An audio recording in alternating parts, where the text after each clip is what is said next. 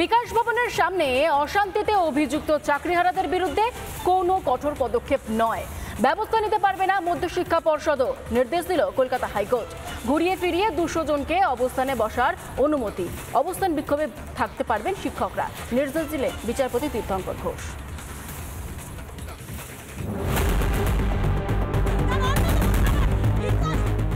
চাকরিহারাদের অভিযানে গত 15ই মে এইভাবেই উত্তপ্ত হয়ে উঠেছিল বিকাশ ভবন চত্বর। শিক্ষকদের বেদম পিটিয়েছিল পুলিশ, রক্ত ঝরে সমাজ গড়ার কারিগরদের মারল পুলিশ, অথচ কেস খেলো আন্দোলনকারীরাই। পুলিশের পাঠানো নোটিশে জল গড়িয়েছে হাইকোর্ট পর্যন্ত। সেই মামলায় আন্দোলনকারীদের রক্ষা কবচ দিয়েছে আদালতের নির্দেশ। অশান্তিতে অভিযুক্তদের বিরুদ্ধে কোনো কঠোর পদক্ষেপ নেওয়া যাবে না, ব্যবস্থা নিতে পারবে না মধ্যশিক্ষা পর্ষদও। সংগ্রামী যৌথ মঞ্চের বেশ কয়েকজন টিচারদেরকে এখনও সম্ভবত টার্গেটে রয়েছে, তাদেরকে বেছে বেছে কেস দেওয়া হচ্ছে। আমরা রয়েছি, আমরা আমাদের মতো করে আন্দোলন চালাবো, সুরক্ষা কবচ রয়েছে, তাতে ভয় পাওয়ার কিছু নেই। আন্দোলনের পথে চলবে। এরই পাশাপাশি বিচারপতি তীর্থঙ্কর ঘোষের নির্দেশ, ঘুরিয়ে ফিরিয়ে 200 জন অবস্থানে বসতে পারবেন, অবস্থান করতে পারবেন বিকাশ ভবনের উল্টো দিকে। 10 আন্দোলনকারীর নাম, ফোন নাম্বার পুলিশকে দিতে হবে। অস্থায়ী পরিকাঠামো তৈরি করে দিতে হবে রাজ্যকে। জল, বায়ো টয়লেটের ব্যবস্থা করবে পুরসভা। করে যে এটা বলেছেন এবং বলেছেন যে পুলিশের পক্ষ থেকে সমস্ত রকম জল বা টয়লেট এবং সেটের যে ব্যবস্থা করে দেবে। তো এখন যেহেতু আমরা অবস্থান বিক্ষোভই করছি এবং আমাদের আন্দোলনটা চালিয়ে নিয়ে যেতে হবে আমাদের রিভিউ পিটিশনের জন্য, এখন চলুক, এখন তারপরে পরবর্তীকালে কি হবে সেটা আমরা আলোচনা করি, সেটা সেই অনুযায়ী জানানো হবে। জায়গার ক্ষেত্রেও বলা হচ্ছে যে এই সেন্ট্রাল পার্ক বা বিকাশ ভবনের উল্টো দিকে আপনাদের বসার জন্য বলা হচ্ছে, কি বলবেন?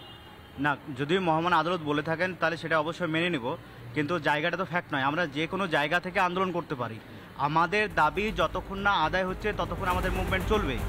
4 জুলাই এই মামলার পরের শুনানি। ততদিন আন্দোলন চালিয়ে যাওয়ার ক্ষেত্রে কিছুটা হলেও স্বস্তি শিক্ষকদের। রিপাবলিক বাংলা। চাকরিহারাদের আন্দোলনকে বারবার কোনোভাবে কালিমালিপ্ত করার চেষ্টা করছে তৃণমূল নেতারা। প্রথমে আমরা দেখেছিলাম মমতা বন্দ্যোপাধ্যায়কে, তিনি আবার নানা রকমের বার্তা দিচ্ছিলেন, তারপর আবার ফিরহাদ হাকিম ছিলেন। এবার সেই তালিকাতেই অ্যাড হলো কে? তৃণমূলের সাংসদ কল্যাণ বন্দ্যোপাধ্যায়, বর্ষিয়ান নেতা সে।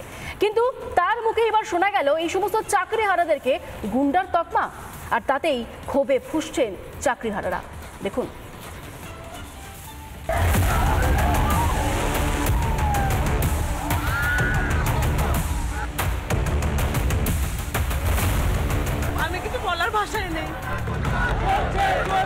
শাসকের দুর্নীতিতে পেটে লাথি পড়েছে প্রায় 26,000 শিক্ষক ও শিক্ষাকর্মীর।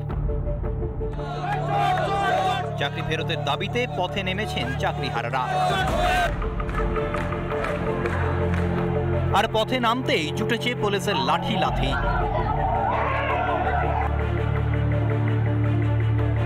এর প্রতিবাদ করতে গিয়েও রক্ষে নেই, একের পর এক কথা শুনতে হয়েছে। কখনো বক্তা মমতার বিশ্বস্ত সৈনিক ফিরহাদ, কখনো আবার কল্যাণ। আমরা তো তাদের জন্য চিন্তা ভাবনা করছি। হুলিগানিজমের করার তো দরকার নেই, 50-তে ভেঙে ফেলছে, হেন করছে, সেটা তো বলতেই হবে আমাকে।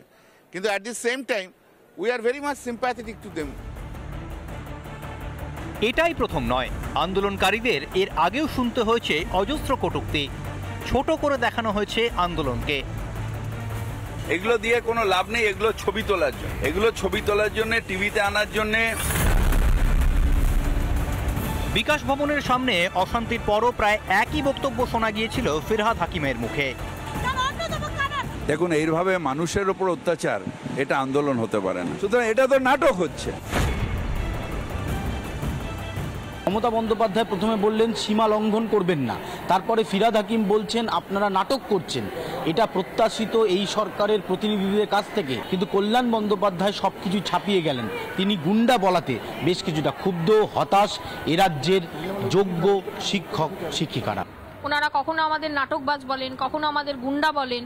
আসলে কি হয় জানেন, মানুষ যখন না নিজের দায় এড়াতে চায়, নিজে যখন দোষী প্রমাণিত হয়ে যায়, তখন সেই দোষের ভাগিদার অন্য কাউকে করার জন্য তাদের বিরুদ্ধে অনেক কিছু বলে। মনে পড়ে কল্যাণ বাবু, আপনি বিধানসভা ভেঙেছিলেন না?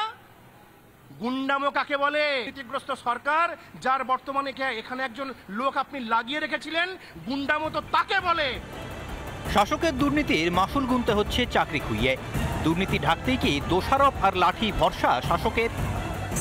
রিপাবলিক বাংলা। নানা ধরনের কন্টেন্ট দেখার জন্য লাইক করুন, শেয়ার করুন আমাদের ফেসবুক পেজ, সাবস্ক্রাইব করুন আমাদের ইউটিউব চ্যানেল।